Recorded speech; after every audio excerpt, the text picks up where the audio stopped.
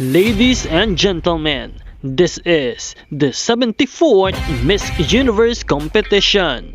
This is Nell 2204 and don't forget to like and subscribe.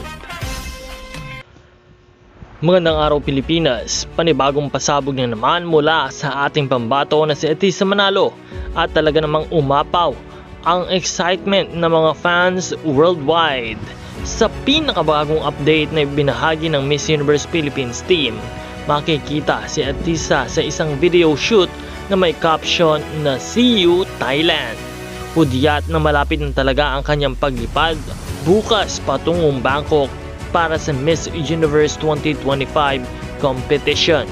Suot ni Atisa ang isang stunning Thai traditional dress at dito niya ay pinakita kung gaano niya na-appreciate at niyayakap ang kultura ng host country.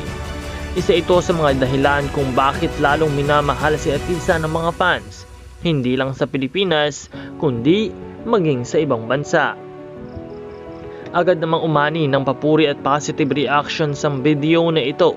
Marami ang nagsasabing ramdam na ramdam ni Atisa ang Miss Universe aura at talagang handang-handa na siyang ipakita ang beauty, confidence at cultural respect sa global stage. Kaabang-abang talaga ang mga susunod na kaganapan, kaya mga kababayan ay patuloy tayong magbigay ng suporta at dasal para kay Atisa Manalo, ang ating Miss Universe Philippines 2025. Patuloy din ang mantabay sa channel na ito dahil patuloy po tayong magbibigay ng mga bagong balita at mga updates sa journey ng ating Miss Universe Philippines na si Atisa. Kaya naman, maraming salamat po sa inyong panonood at maraming salamat sa inyong pag-subscribe. This is Nell 2204, your pageant vlogger host. Magkita po tayong muli sa susunod na mga balita.